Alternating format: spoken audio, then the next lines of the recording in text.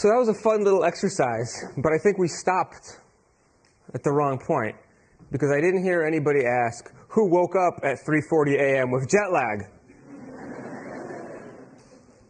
And then stayed up till 5 a.m. Because I would have had you guys all beat.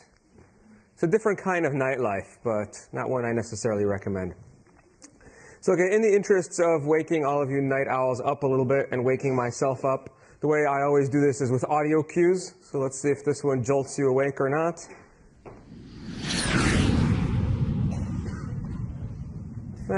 I've had better. You guys are all still groggy. That's okay. So we have 2 sessions today, and we're going to spend both these sessions digging into the nuances of mobile design. And in order to do that, I want to frame up our conversation for a little bit.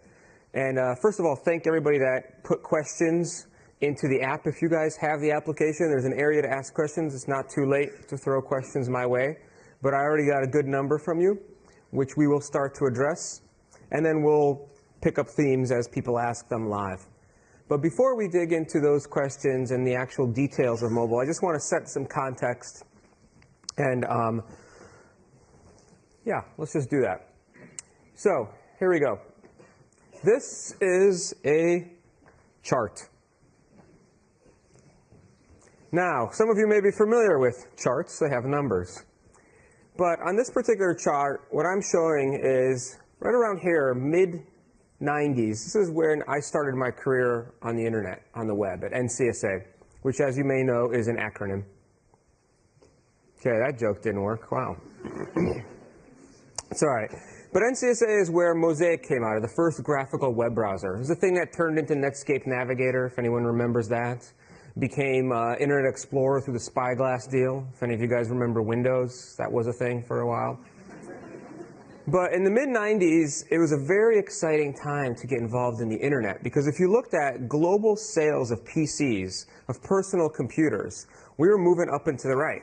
Around 1995, we had about 50 million in the market, and we almost tripled in about 3 years there. So this was the era when everybody was super excited about what is the web going to become? What's the potential of the internet? And the PC moved from something inaccessible to most people to something that everybody could have in their home. And when I was at NCSA, we made things that looked like this, web pages. Pretty familiar to you, right? There's a logo, there's some pictures, there's some menus, there's some text. Kind of looks like many of the things we make today, doesn't it? But something happened in all this fun with the web right around 2000. Does anybody recall what that was? What happened in 2000? Ish. There's this thing called the bubble, kind of burst, right? Dot-com bubble, you guys recall that. So this made things not so fun for a while. And actually, if you look at global sales of PCs, we had a little bit of a dip, and then things just flattened for about 3 years. And this is where all the dreams people had of what Amazon was going to become, what Google was going to become, what Yahoo was going to become, they kind of fizzled for a while. They put them on hold. And it was at the end of this period where I actually left NCSA and went over to Silicon Valley, spent about 2.5 years at eBay, spent another 4.5 at Yahoo, and again, it was an awesome time to be involved in the web. Because all these crazy dreams and ideas that we had back here, prior to the bubble, now were actually coming true, right? In fact, they were surpassing all the crazy expectations we had here. And if you chart that path in terms of global sales of PCs, we went from about 150 million, close to 350 million. And I keep bringing up this notion of PCs because this is what allowed every digital business to thrive. If it wasn't the fact that people could have computers that put them on the internet, probably none of you would be doing what you're doing today. When I was at Yahoo, I had many fun projects. Perhaps the most terrible one was redesigning the Yahoo homepage, which, if you've ever redesigned a homepage before, you kind of know what that's like. Imagine doing one with 15,000 stakeholders. It's really fun. But the Yahoo homepage, many years later, still kind of looks like a web page, right? Still looks very similar to what I was doing at NCSA. And despite the pain of that project, we actually made some really great stuff. The whole Web 2.0 thing happened, if you recall that. But around 2010, this line went flat. And then it had its biggest drop ever. You'll note that this drop of global sales of PCs is way bigger than what happened when the bubble collapsed. And you may say, well, what's going on? Aren't we sitting in a luxurious Google office enjoying sort of the benefits of this digital economy? Well, what's happening, I actually have to change my graph. So let's do this. Let's just expand the verticalness of this pretty substantially. And you may say, well, why are you sort of stretching that so far? Well, I need to do that in order to fit this line on there. This is the smartphones and tablets line. Right? And just by looking at this image, I got a question from someone in the app that came in. And the question was, how do I convince my team to prioritize mobile? Show them this chart.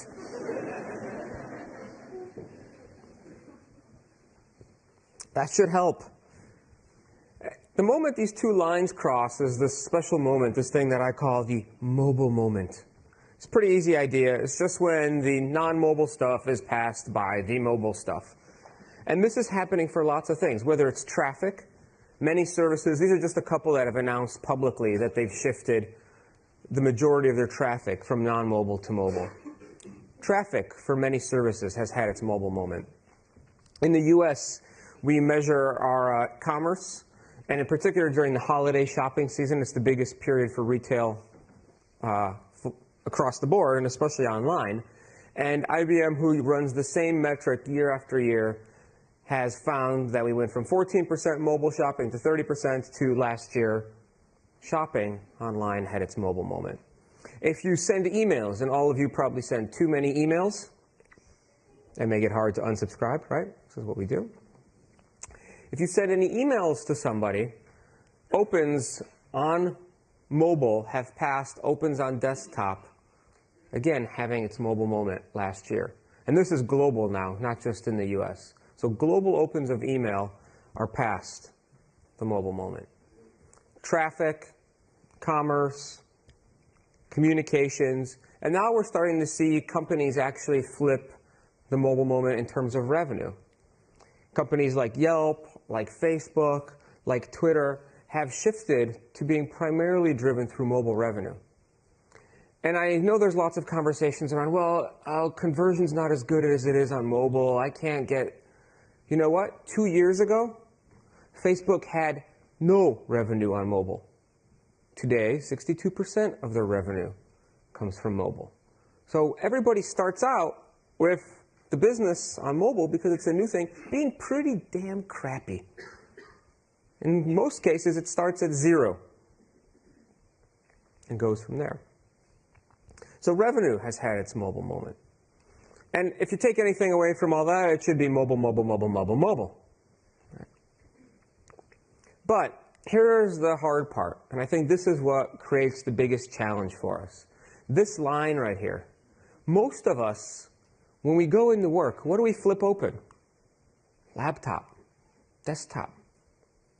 Let me actually do a little poll here. How many of you have had a laptop or desktop for 5 years? Just put your hand up. Even if you hate lifting your hand. Okay. Keep your hand up if you've had it for 10 years. Put it down if you haven't. Okay? 15? 20? More than 20? Okay, what I just learned is you're all really old. The second thing that we learned is that is a ton of time for this to sink into our brains and to get stuck in our heads and to shape our thinking and to influence the decisions we make day to day. Even if you're not conscious of it, the sheer fact that you do everything on a laptop, you run your business on a laptop, you think about a laptop, naturally ingrains this mode of thinking when we come to design, when we come to making products. Because if I really want to chart this path, now I'm going to take that same chart, and what I'm going to do is I'm going to extend the horizontal axis.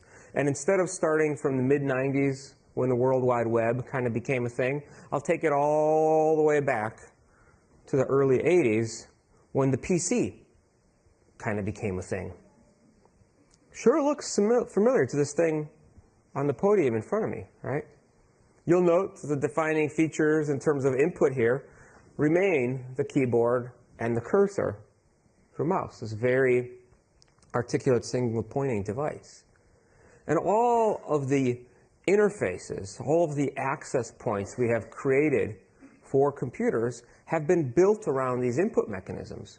When you sit there and work on your laptop or your desktop, you probably spend a lot of time moving little windows around. You probably click on little icons, move little menus, and then you have all these little pointers that you flip and click. And all this stuff, look, there's a keyboard command in an on-hover tooltip. That's a core part of the OS. This is a fly-out menu dependent on position of the mouse. All the menu items up here have little underlined letters that highlight the keyboard shortcuts associated with them. This whole interface stems from those input types. And every single day when we get on our computers, we see stuff like this, right? We move the little window, we click the little icon, we just burn away our lives on UI. And so that's kind of sad. But the bigger point here is, if I were to now put a sensible sort of scale on this chart and plot for you the growth of PCs. And this is why I started differently. Because here, unless you're zooming in, kind of focusing it, it doesn't really look like the PC has done that much, does it? This looks like flat. The entire digital economy has been built on this feeble little line here. But going back to the mid-80s, we've had about 30 years of the PC. Whether you guys have been using it for 30 years or not, you've probably seen them, heard of them, other people may have been using them, right? They've been around for a really long time. Being generous on this modern mobile kind of line here, I could start at around 2007-ish. That's being generous. So maybe we got 6, maybe we have 7 years worth of smartphones and tablets behind us. And when you look at it from this perspective, I think two things become really clear. Mobile has really not been around that long. And the PC sure has. So that adds up to two things. One, we got a lot to learn about this thing. It's still real early. Generously, maybe we've had 6 years. Arguably, it's been less than that.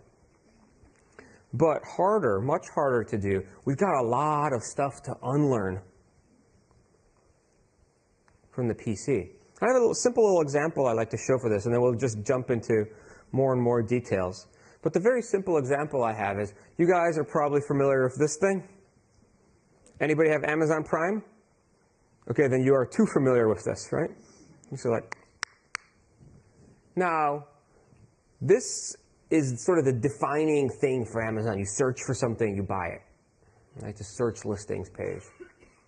And I believe for people who both work at Amazon and for those of us who use it, this is kind of ingrained in our heads. It's how we picture the product. So it's no surprise that when Amazon makes the move to mobile, it kind of looks the same, doesn't it? I mean, they've removed some info. This whole area is tappable. They're using some overall navigation from a mobile operating system here. But is this really that different? What have they done here? They took Amazon, they kind of made it smaller. Sort of made it fit on this smaller screen. Now, Amazon, unlike other companies, actually does a lot to experiment in mobile. And the way they build native applications for mobile, as far as I can tell, and they may or may not have told me this, as far as I can tell, they run little experiments, and if those experiments work well, then they fold them into their main products. So one of these experiments is Flow. And Flow is essentially a magic shopping cart for the world. And what I mean by that is you just point your phone at things and it tells you to buy them. I think that's a book. You should buy it. What is this thing? It looks like a barcode. Oh, a book. Buy that. I don't know. This is a CD. Maybe you want to listen to it. Buy it. Probably want to buy it. What is this thing? I have no idea. Watch this video. Figure it out. Buy it. Magic shopping cart for the world. Now, this is using a number of things that make these devices useful. Right? You can just kind of hold it in your hand. It's got a great camera. It's a high-resolution camera. There's an accelerometer. There's a gyroscope. There's things that stabilize it so they actually can do image processing on the fly. Processors are getting good enough to do this sort of thing. And so you can literally just make shopping be something like this. Now, I'm not suggesting this is the future of e-commerce by any means, but man, is it different, right? This looks nothing like the search results page that we have ingrained in our heads. And it's fascinating to watch this transition because I think this transition articulates really how little we do know, how much we have to figure out. Flow started as a standalone native application. Following that, obviously it was relatively successful because now it is part of the main core Amazon app. It has now been built in as a feature of the application that you can get. And from there, it went on to become a hardware control inside of Amazon's phone. They now have this thing called the Firefly button. I don't know, naming TBD, I guess, but it's Flow. It's a hardware control that triggers this shopping experience off the device. I guarantee they'll start folding this into all their tablets, who knows what else.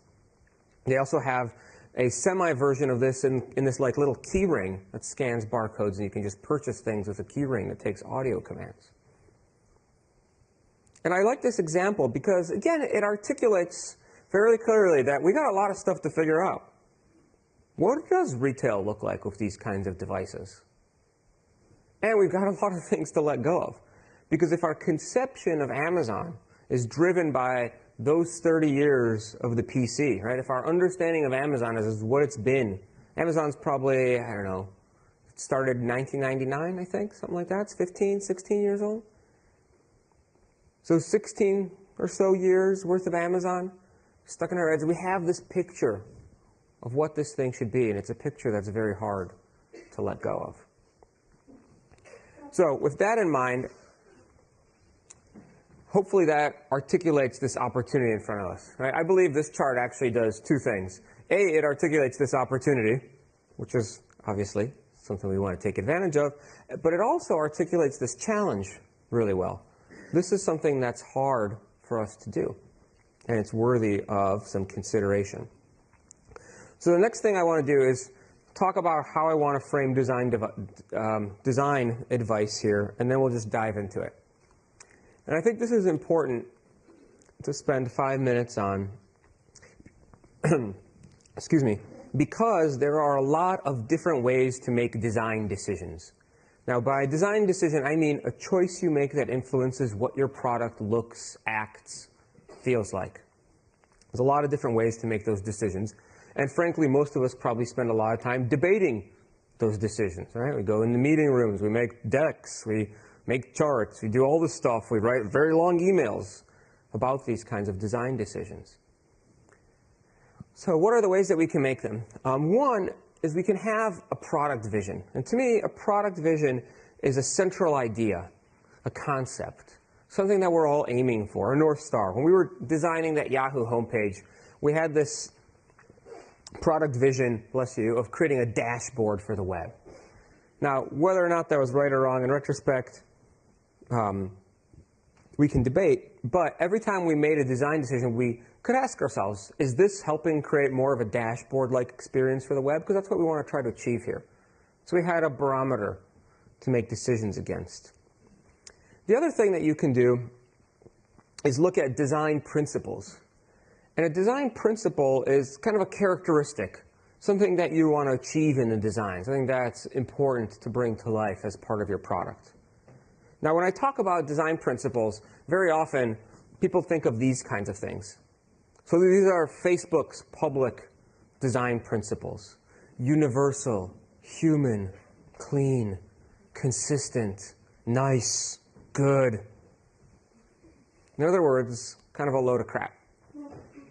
And I say that because if you go and look at the design principles that Google put out a couple years ago, they're kind of the same. Design for the world. Well, that's pretty universal, right? Add a human touch. Let's go over to Facebook. Human. Delight the eye without distracting the mind. Clean. Every millisecond counts. Fast. You get the idea. So that's kind of one issue I have. When you're too high level and too nebulous, nothing is really differentiated. Because Google and Facebook are clearly two different companies, although they're both blue. The other issue here, though, and I think this is the bigger issue, if you're trying to use this to make a design decision, this is what the meeting goes like.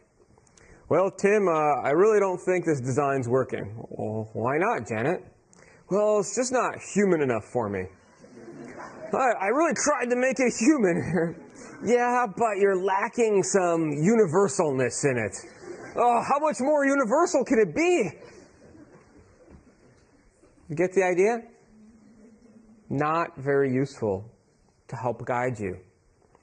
Contrast this to design principles from all places, Microsoft. And when Microsoft was redesigning Office, Microsoft seems to go in waves. Like they'll have a good release, and they'll have a really bad release, and they'll have a good release, and they'll have a really bad release, right? So when they did Office, the good release, a little while ago, they had these principles that I thought were very, very tangible. Give features a permanent home. Reduce the number of choices presented at any given time. This is a very tangible thing that allows you to have a conversation and make decisions. So, to use the Microsoft example for a second, somebody's got a great idea for Office, right? Like, why don't we determine if they're writing a letter and have a magic paperclip come up?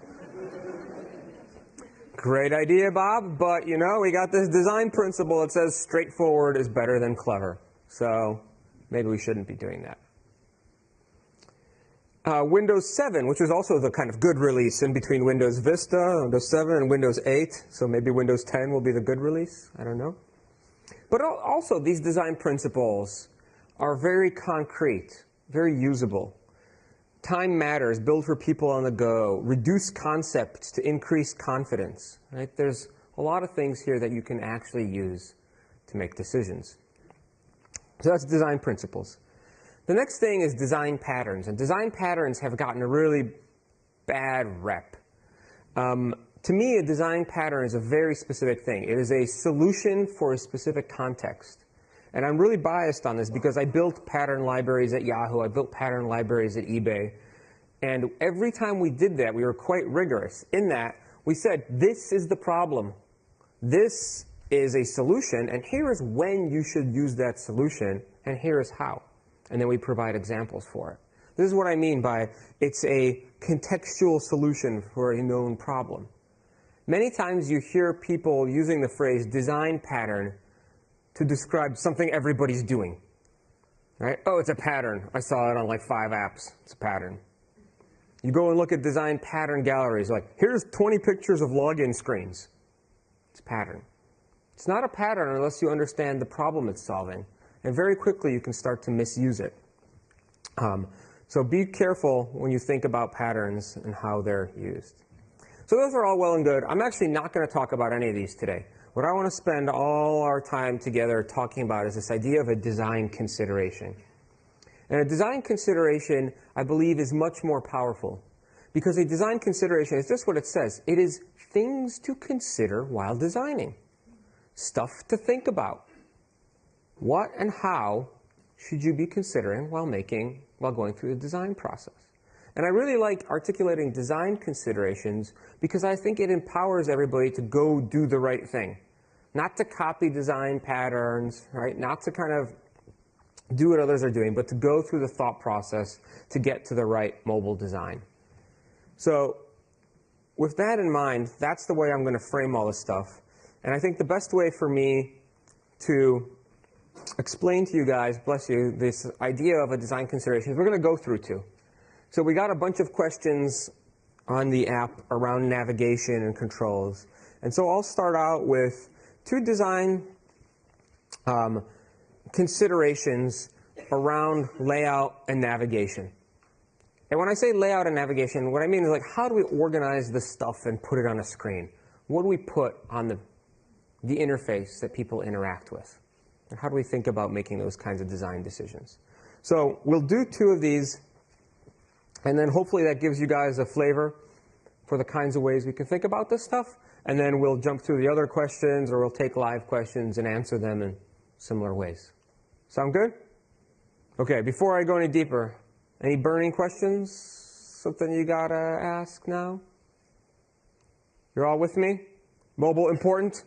Mobile hard? Design thing coming up. That's the summary for the people out until 3 in the morning.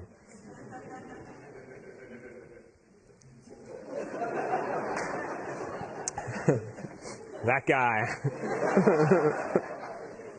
I like it. It's good. Okay. So the first thing to think about, to consider while designing, is this idea of thinking beyond the immediate display area. Again, this is something you have in your mind while you're going through the design process that may help you make the right design decisions. And this is an important one because when we frame up these experiences, when we think about our sites, when we think about our products, we tend to think about, as I said, this kind of PC view. Now, when we move to mobile, we lose a lot of that space. And so the most common tendency, and this is what you start to see in a lot of projects, be they responsive design or be they something else, people have in their heads their website, and they're going to move their websites to mobile. How do I get my websites on mobile, right? And what usually happens is you end up with something like this. This big, long thing, because that's the only way to get websites to fit on mobile. You have to make big, long thing, because the screen is small. This is the Boston Globe, which has been, rightfully so, touted as a great example of responsive web design. It was one of the early examples of doing this at large scale. And so they pioneer a lot of good stuff here. But when you actually look at the experience on a mobile phone, you can see the Boston Bruins, which is a hockey team, are winning, and Obama, who is a president, is mad about something. And then you scroll. And scroll. And then you scroll. After which you may want to scroll, followed by a scroll, and then a scroll. Scroll, scroll, scroll. Navigation. This is my friend Eric Runyon. What he has done is print out the University of Notre Dame website if they were to do nothing to change it for mobile. This is if they took the homepage of their site and just made it a column for mobile. They do a lot to change it, but this is what it would be like if they did nothing. Let me put this into context for you. On what used to be a typical smartphone width, nowadays it's 360, but there's still a lot of 320 dynamic viewports out there. So let's just say 320. On a 320 pixel width viewport, this page, this single home page, is 26,115 pixels tall. A 27-inch monitor with high resolution is only 1,440 pixels tall. This is like 20 of those monitors stacked together. Now, who believes this is a good mobile experience? Okay. And I'll just articulate, it's not that scrolling is bad. People have this real big fear of scrolling. Is anybody afraid of scrolling? Nobody will scroll, right? Have you guys heard of this thing called the fold? As far as I can tell, this is some evil feudal lord who reigns over web designers and developers, right? For if thy content lieth above the fold, thy shall haveth engagement. And if thy content lieth beloweth the fold, thy shall nine have the engagement. Has anybody beaten you guys down with this stuff? Right? This idea of the fold. No, it actually turns out this is not really what happens. What really happens, if you look at scroll depth and what happens here. So here, this is 25 million sessions of people hitting web pages. And what you actually find is many people, about 25% or so, will scroll, or 75% or so, will scroll before the page fully loads. Now, why would anybody scroll a web page before it fully loads? Any ideas? Because we put a bunch of crap at the top that nobody cares about. That's why. What's at the top of a web page? Your logo. Who cares about your logo? You do. What's next to your logo? Bunch of nav. Yeah, tiny little search box. Huge piles of nav. What's below that? Banner ad. So first thing people do is scroll down. And so what happens is the peak viewing area on a typical web page is actually at 550 pixels. From there, there's a slow decay in what people actually see. About 50% of readers will see 1,500 pixels down on a content page, and it's about 1,000 pixels down on a home page or content page. Right? So the most viewed area actually is above the fold. which is interesting. And then it gets even deeper. Like, for people who do scroll down, they actually spend much more time below the page than they do at the top. Pixels at the top of the page, it turns out, are really seen for the least amount of time. The amount of time steadily rises until you hit a peak of about 1,200 pixels, and then it starts to go down again. So this is where engagement actually happens. This is where people are spending their time. And it differs between content pages and home page and all those kinds of pages. Right? But there's a nuance here that I think is important to understand. Now, given the power of the fold and the need to kind of keep actions above the screen, everybody has had this, the call to action must be above the fold, right? We all know this. Big, giant button at the top of the screen. That's how you drive a conversion, isn't it? Well, if that were true, then clearly this challenger, which is 20 times as long as the control, would fail, right? It would be beaten out by the simpler call to action above the fold. This one does not have a call to action above the fold. Turns out the longer page, even though it's 20 times as long, actually has a 30% increase in conversion. And this doesn't mean go make long pages. The actual insight here, I think, is a lot more important, which is it's not if the call to action can be seen or not. It's if the call to action can be seen when somebody wants to take the action, which seems obvious in retrospect, but most design is obvious in retrospect, right? It's always like, duh, after you figure it out. And I love this quote because for me, this quote actually articulates one of the hardest things to do about mobile. One of the hardest things to do with mobile is to figure out the right time and place for an action. And why is it so hard on mobile? Because we can't fall back on this cop-out. The cop-out we have with large screens is we can just fill them, and we don't have to make a hard decision. You think anybody will want this nav? I don't know. Just sort of put it on the bottom of the page. Fit it in there. What about this module? Oh, we have like a column for modules. So you can kind of put that module in with the other modules in the module column on them. Does this sound familiar? You don't have to decide what is the most important thing at any point in time when you have tons of space to put things. When you build and design for mobile, the opposite happens. You have very little space to put things. And the decision-making process becomes a lot harder.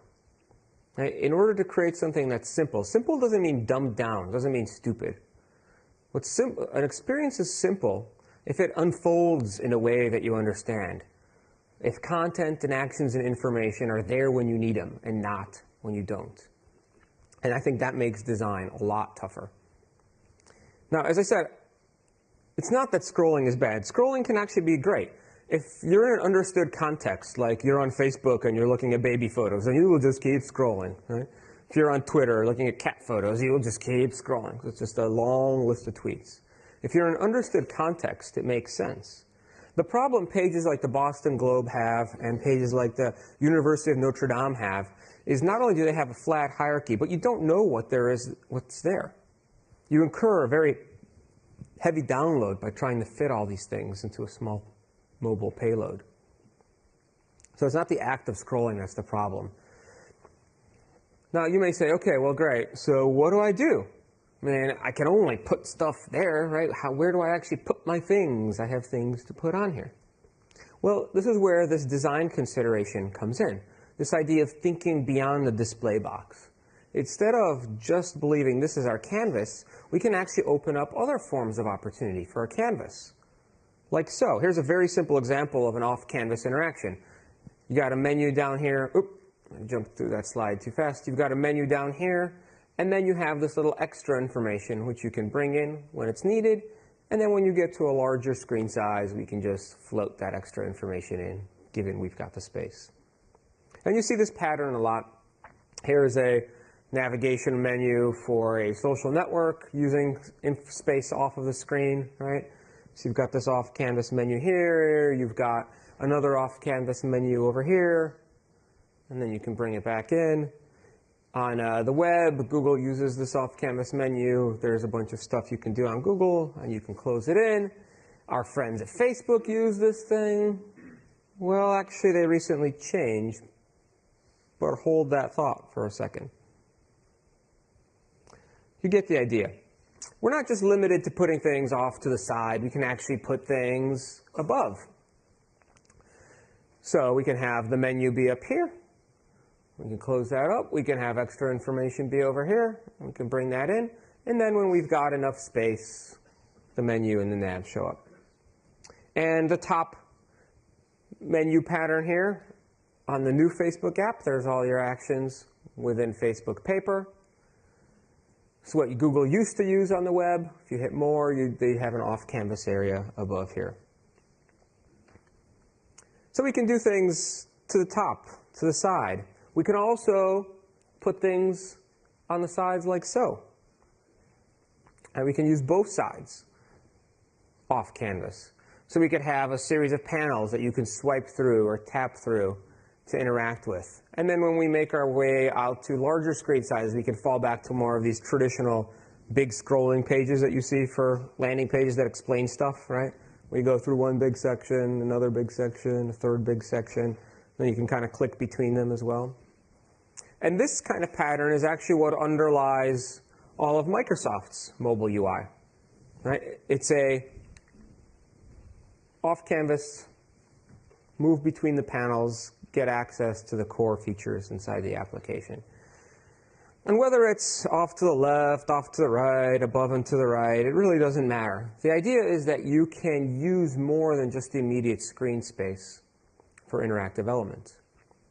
Now, most people say, okay, well, yeah, this is hamburger menu stuff. I know this. Okay, we'll talk about that in a second. Before we talk about the hamburger menu, I want to point out that this pattern actually is very, very useful in lots of contexts. So it's not just for simple things like little navigation menus. It's actually quite effective when you have things that are more complex, for apps as opposed to sites, if you will, things with deeper content structure, interactions. So something that might give you a bunch of filters for a search in, say, a large screen view can be solved through an off-canvas approach in a small screen view. It's that same technique, this idea of thinking outside of the display box. You can even solve simpler things like search in the same way. So, though people will scroll through primary content, there's an opportunity to move secondary things. And the more complex your application or your service is, the more secondary things you probably have. Those secondary things can be off canvas, which means they're available when you need it, but they're not getting in the way when you don't. Which sets us up for this process of making these tough decisions. What's primary content? What's secondary content? You can identify those things and you can decide what needs to be on the screen and what can be accessible with a single tap and brought in as necessary. Again, not fit into the screen, into a big scrolling thing, but accessible when needed, otherwise not getting in the way. Now, the second thing that's very closely tied to this is another thing to consider while designing, which is this idea of obvious always wins. And I'm just going to sort of leap into this because our story picks up right where I left off a second ago, with this guy called the hamburger icon. Has anybody heard of the hamburger icon? Right? Kind of looks like a hamburger. It turns out the hamburger icon actually does not like to be called hamburger. He prefers to go by the name Mr. Liney, and he's very sophisticated. He has a monocle. And the reason why he's so sophisticated, he easily considers himself the most widely recognized icon on the web. He has his own Twitter account, and he does things like tweet, check me out on iTunes, here I'm hanging out, and so he's very notorious. He has a rapport. And Mr. Liney has good reason to be proud, because when you look across the mobile landscape, you will find Mr. Liney everywhere. There's Mr. Liney, there's Mr. Liney, there's Mr. Liney, there's Mr. Liney, there's Mr. Liney, there's Mr. Liney. Right? All over the place. And when I talk to people about why they're using the hamburger icon or using Mr. Liney, I tend to get two reasons. Reason number one, everybody's doing it. Reason number two, which is my favorite. Facebook trained 1 billion people how to use it. Have you ever used that line? You've all used that line. Facebook does it. Oh, we should do it. Right? Everybody uses it, and then they're pissed when it gets used against them. Like, oh, it got me. let's look at that one for a second. Facebook trained 1 billion people how to use it. I've gone in to talk to lots of big companies about mobile design stuff, and every time I go in, I'm scared. I was going to swear, but I won't. I'm scared. Because I think, oh my God, these guys are doing this stuff. They know all these things. They have all this data. They probably are testing it, and they know so much. Who am I to come in there and talk to them about anything? And what you quickly realize is nobody knows anything, right? We're all trying to figure it out together, which is very relieving.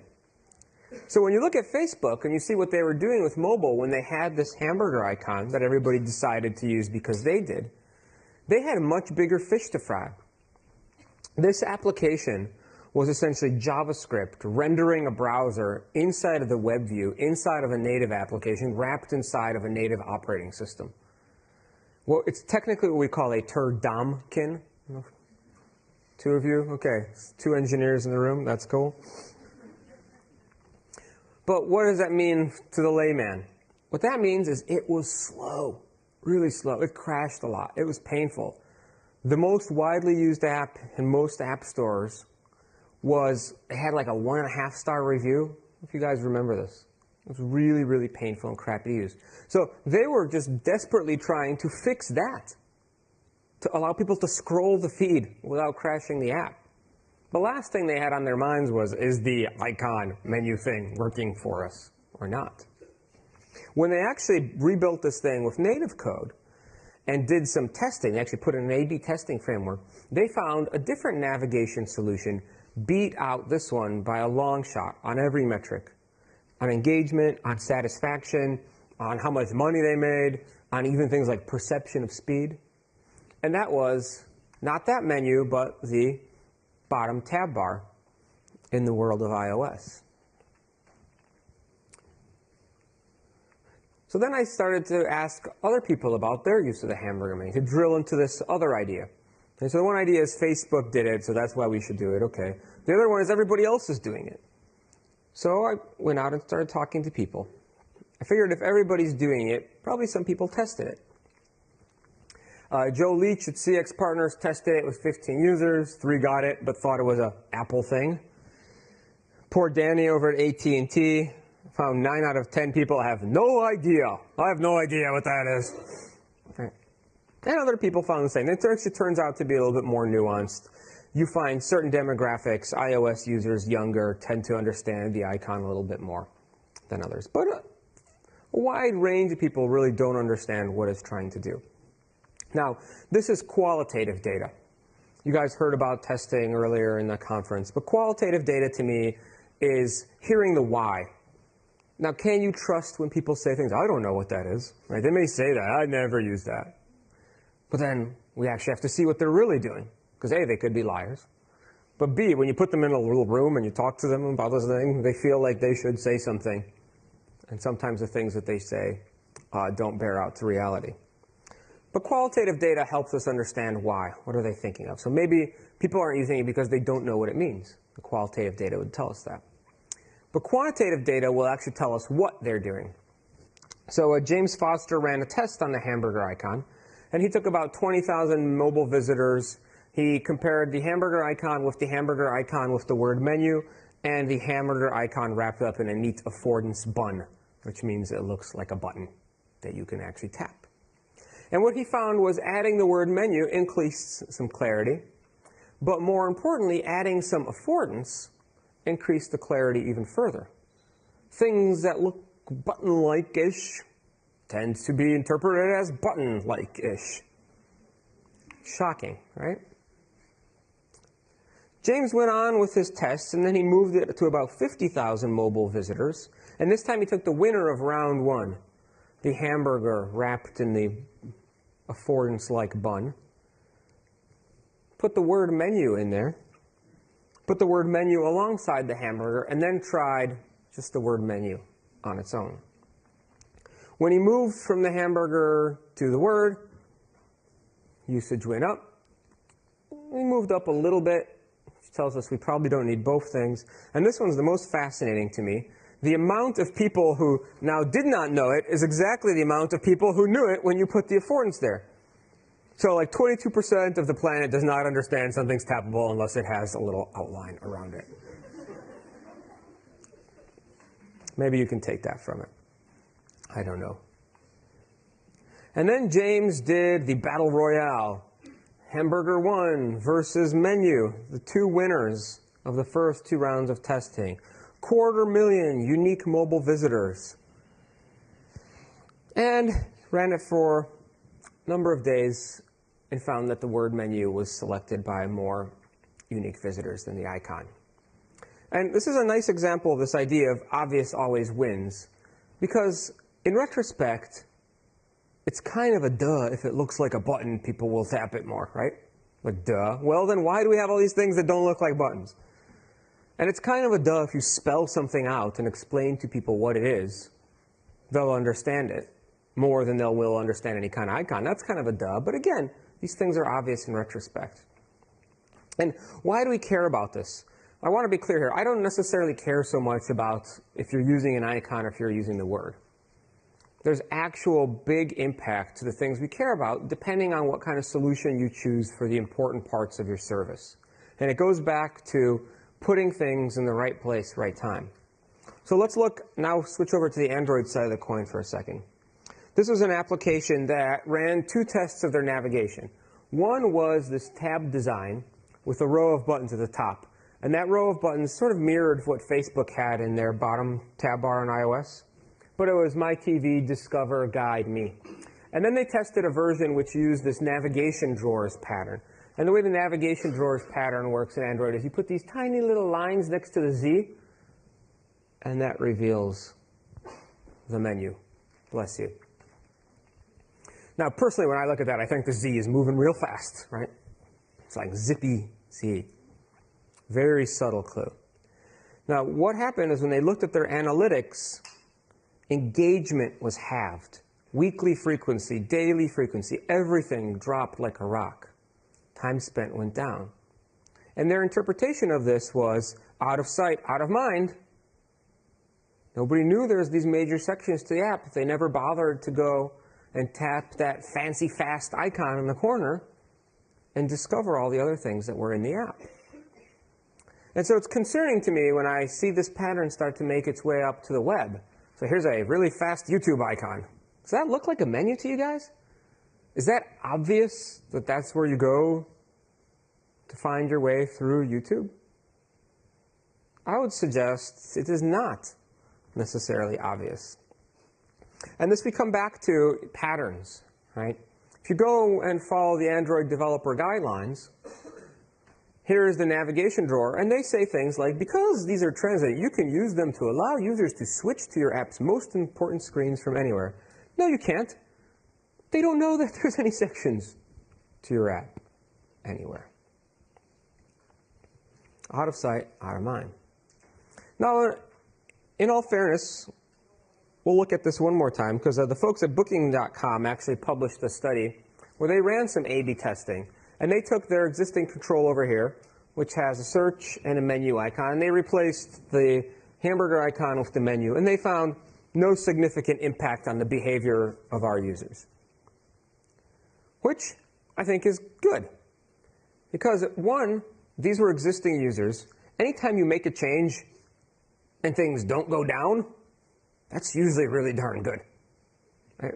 Most of the times when you change things up on people, things go down. This is why everybody pulls back their experiments, right? Because you like launch something new and different, and it's like, oh my God, pull it, pull it, pull it. Oh, thank God.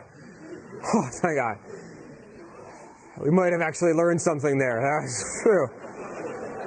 I am so glad we abandoned that quest.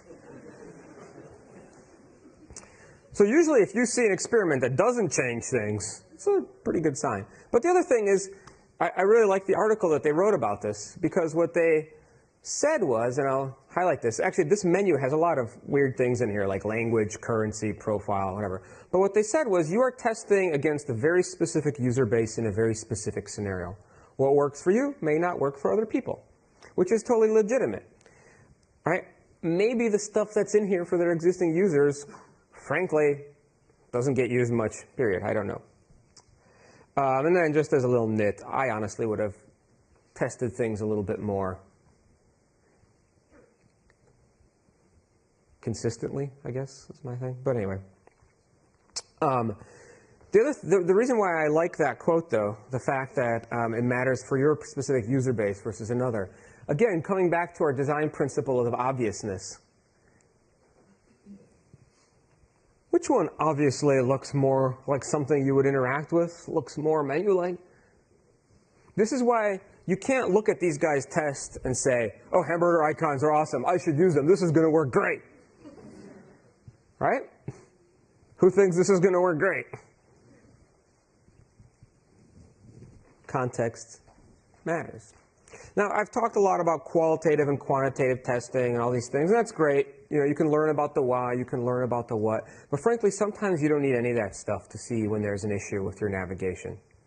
So I did not work on the Time Inc. redesign, but I can assure you that there are conversations when something like this. They put the hamburger icon up here. Nobody knew what it was. Nobody clicked on it.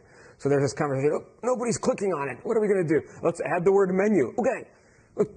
Nobody's clicking on it. What do we do? Let's put a big call-out on the front page for every single person that visits the site that says, new navigation, new time. Click the menu icon to find your favorite sections. Okay? Okay.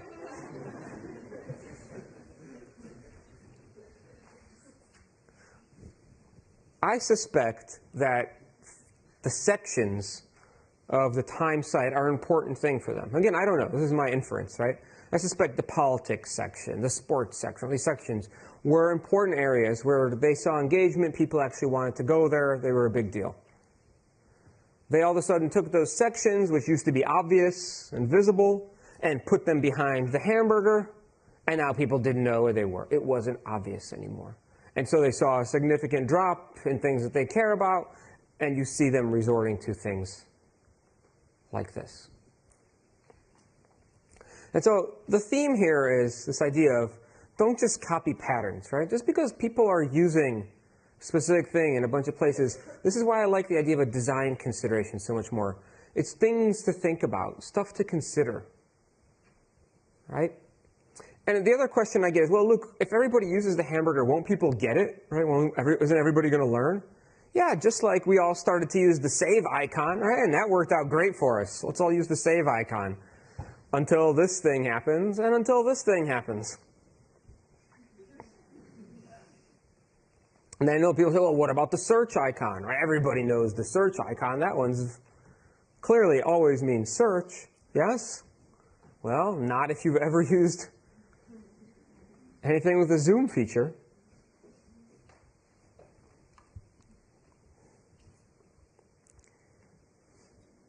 Okay. Two more examples of this idea of obvious always wins. So we had an app called Polar, and at the top of Polar we had this segmented control called a radio button group in the Android world. But basically what it allowed you to do is see different lists of questions people were asking. So you could see questions from people you were following, people you knew. You could see popular questions, and then you could go see more miscellaneous kinds of questions. And we had this control up here that allowed you to switch these views, these lists. And I always hated it. Because it's so ugly. Look at that thing. It's got the kind of 3D beveled look. It just kind of takes up all the space. It's so inelegant. The visual designer side of me was just cringing every time I saw this thing. So iOS 8 came along, and we were like, this is awesome. We get to make it flat. Look at how beautiful this is now. So simple. Right? There's like barely anything up there. And we thought, okay, this is not only can we clean it up and make it look simpler, we can also use this other pattern called the toggle menu. The way a toggle menu works is you tap that menu, and here now you see the top following recent. We actually were able to insert a couple other things like search, and then you can close it up, and you're back to the nice, elegant visual header. And I was excited about the toggle menu because I saw a bunch of apps using it. Twitter's Vine was using the toggle menu for their primary navigation instead of the bottom bar, right? There it is. Kickstarter was using the toggle menu. It kind of looks similar to ours. It has that little affordance of a semi-button shape, and you can switch between staff picks, popular, start, and search. So we're like, cool, here's a pattern. It looks nice. Lots of other apps are using this pattern. This is great. we will roll it out. And we had a metric of engagement. For us, it turns out that the more replies you got to your question, the more likely you were to ask more questions, which meant more questions got asked, which meant more people came back and answered them, and everything sort of spun on itself. So we had this core metric to the entire service, which was how many answers to each question posted were people getting. And we were doing pretty good. We were steadily moving it up, right? We were feeling great about ourselves. And this was our core metric, the most important thing for us in terms of engagement, because it made the whole ecosystem work. And then we launched the toggle menu. And this is what happened. Now, what happened? It was no longer obvious that there was more places to go to find these questions. We removed it. So very quickly we came back and added this thing. And we panicked. Oh my God, I just forgot it. We brought back the segmented control, although in a little less ugly state, I would argue. So at this point, you should be thinking, Luke, what is wrong with you? First, you told me, go hide things off canvas. Go put things above, off to the side, anywhere you can. Now you're telling me anything that's not visible on the screen is not going to get used, and I'm going to plummet into this engagement funnel of death. Right? Aren't you talking out both sides of your mouth? Isn't this contradictory? Well, I actually don't believe it's contradictory at all. In fact, I think it reinforces the same point. And that point is, the screen is small. You really got to do hard work to figure out what's important enough to be there. It turns out for us, those segmented controls were critical. They were the thing that got people to more content, which created more use, and it really mattered.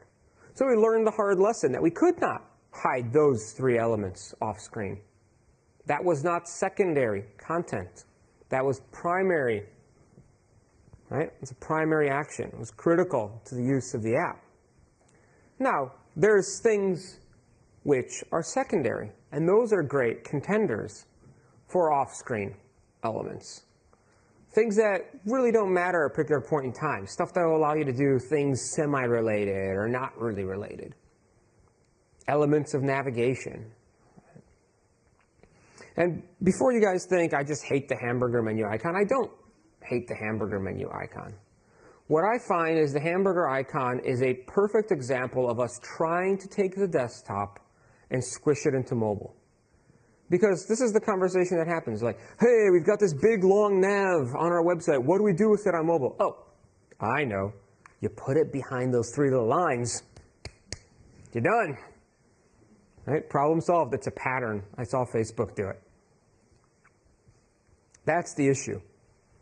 When you do that, when you take your big honking navigation from your website and you put it behind those three little lines, you don't do this hard work. You don't go through the process of figuring out what's a primary action, what actually matters, what should be visible on the screen at all times. You don't figure out what's secondary and can actually be off screen. So that's why I don't like the hamburger menu icon. And, people can make it work. Like the Booking.com guys think it works for them. Great. It's totally viable in some cases, right? As long as you're using it in the right way. And as long as you understand what you're doing when you make that design decision. Remember, considerations, things to think about while making design decisions. I'll show one more example. Are you guys familiar with this concept called a carousel? Everybody knows what a carousel is, right? So on the University of Notre Dame, thanks again to my friend Eric, who shares this data, what % of people do you think click on the carousel? The big, honking, giant image on the screen? What % of total clicks go to the giant, honking image on top of the screen? 2, okay. 13? 80%. Ooh. 80 to 2. 1. 1% of people click on the carousel at all. The carousel has 5 sections in it. 84% of that 1% of clicks go to the first thing in the carousel. The chart kind of looks like this. Now,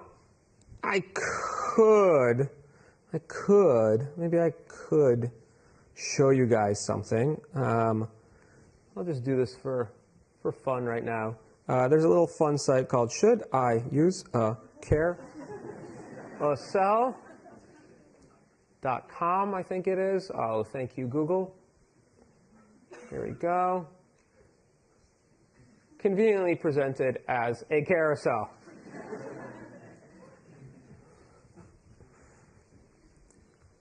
Hey, there's Eric's stats.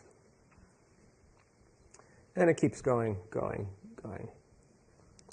But PJ McCormick over at Amazon took a look at this because, the concept of a carousel is not bad. The idea that we don't have a lot of screen space, we want to merchandise multiple things to people, it's not necessarily a bad thing. We want to maximize our space.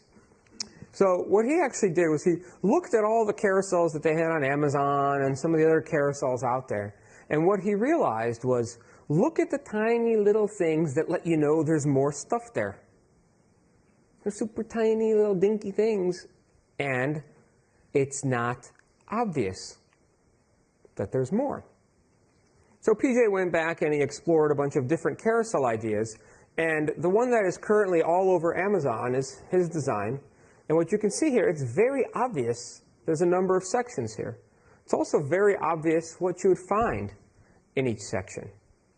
All right, here's another one in the gaming category, right? Very obvious what's inside of each of these areas and what you can expect.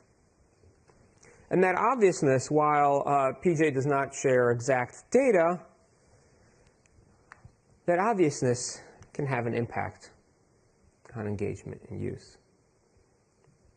So to wrap up the second design consideration and get off all this navigation and layout kind of stuff, again, while you're going through the design process, keep thinking about this idea of obvious always wins. And what you'll generally find, if something is visible, if something is clear and presented appropriately, it will trump something that's hidden, bless you, behind anything, right? Something that's hidden wherever. Now, what that does is it forces you to really prioritize, to figure out what's important enough to be on the screen and what's not important enough to be on the screen. That level of prioritization, I think, is actually a really good thing, because it hones in and tightens your messages. It focuses funnels, conversions, flows, all those fun things. And when you do that process of prioritization, you'll realize what's important enough to be primary and thereby should be visible on the screen. And then if you find things that are secondary that should be accessible when and how people need it, you have this other way of solving that problem, which is this idea of thinking outside the display screen, right? Thinking outside the display box. So with that, I'm going to pause for a second because hopefully through walking through these two things, I've given you guys a little sense of what I mean by design considerations. You guys get the feel for it now? Hopefully? Okay. So the materials I've brought today is we can keep talking about layout and navigation, how do we present and organize things on screens. We can talk about input and actions. How do people use forms, buttons, the like, to actually provide information to us. We can talk about feedback and communication, tutorials, real-time feedback, and the like. I've got way more material than we could ever cover inside of this session. So I'll open it up to questions. We got about 4 or 5 minutes right now, so we can kind of talk a little bit back and forth. But I encourage you guys during the break that we're going to have now to either post your questions inside the app or think about them. Talk amongst yourselves while you're caffeinating out there, and then bring your questions in. Because in order to determine what we should talk about next, I want to hear from you. And instead of me going through the next 500 slides that I have, because we'll only get through 50 before it's time for you to go. So start thinking about it. And in the last 5 minutes we have here before I take you to break, any questions about anything I talked about so far? I rambled for an hour plus, so hopefully something has come to mind. Okay, wow, this is going to be a far pass for this Android thing. You're all right. Just stand up and actually we're supposed to record you. You guys know how this works now? This is a fuzzy Android with a microphone in the head, not in the butt. So you talk to its head. And I'll throw it up to you, sir. Ready? You guys ready? It's fuzzy. Should I do it? I'm going to go for it. Oh, close. Talk here. All right, excellent. Hi, sorry. Wieben van Tuinen from Aviva.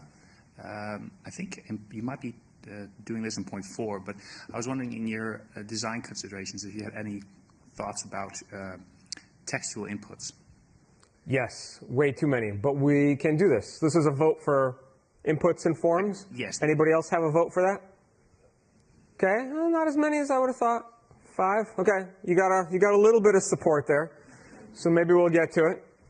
But yeah, we can talk about a whole bunch of things with inputs and forms. So we can talk about the right kinds of ways to ask questions. We can talk about how to minimize mistakes. We can talk about how to condense inputs to make them work better for mobile. A lot of things to talk about there. Okay, anyone else? Who do I throw this to? I don't know. It looks like everybody's shy. Oh, here we go. Throw it down a little. Oh, come on. Live dangerously.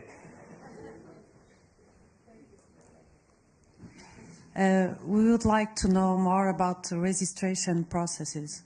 We have lots of difficulties in making our clients register successfully and quickly. So. Yeah. Shocking that everybody doesn't just want to give you all their personal information. Yes. So you can do whatever you want with it. It's a problem. You have a unique challenge. I don't. Okay. Yeah, that's another vote for formy type stuff, I think. So we could talk more forms. So far, what I'm hearing is we should spend the next session trying to get stuff from people. Anybody care about checkout? Okay, who cares about checkout? I heard it. Oh, wow, okay. We can talk about checkout. That's a good thing. Registration forms, checkout forms, inputs, all those things sound like good candidates for next. Yes. All right. Talk to the head. Yeah, more about, you know, on regular websites you can do chat and things like that, direct communication with the client. How would you do that on a mobile differently than you would on just the web? So how do you have a conversation on a mobile phone? No, on a mobile page, of course. I tease, but I think that semi-answers the question, right? Things that people forget. I mean, these are computers, but they are also phones. And so I've seen a lot of companies actually apply a play, but do something where they're like, you know what? Frankly, this particular kind of control is just too complicated for people to try and do, period. And so what we're going to do is if they hit a certain kind of question, we're just going to put a big phone number on there. Boom, they call, and we take care of things for them. The alternative to that would be to build a super complicated multi-step form that, frankly, nobody's ever going to get through. And so they determine when to draw that line and when to punt people to a human being on a phone line or not. Chat is also pretty ubiquitous on here. So I think it's a good framework for allowing people to converse with you. It feels a lot less natural, actually, on a website with like the floating box that you type in and you wait for the robot to direct you to another robot before it actually comes to a human. Okay, one more. This last one before you guys get caffeine. Oh, you're talking. Okay, sorry. Could we also talk about gestures on mobile? Okay. The users know where to swipe or tap, and just how we can implement this. Okay, we can do that. Gesture-based stuff, that'll fit nicely into our inputs and actions. So far, what I'm hearing is a lot of stuff on number 4. You want to try going before we try throwing the Android there?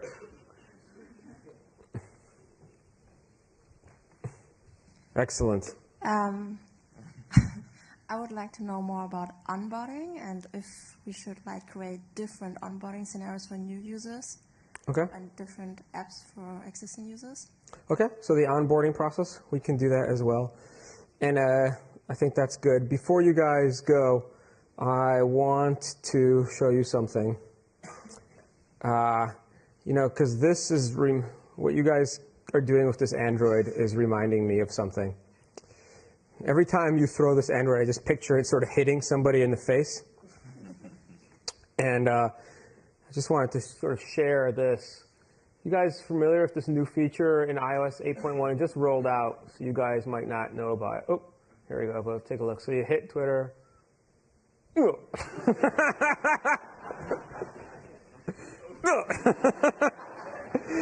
So every time this Android gets thrown, I just picture it hitting people like this. I can't get out of my head.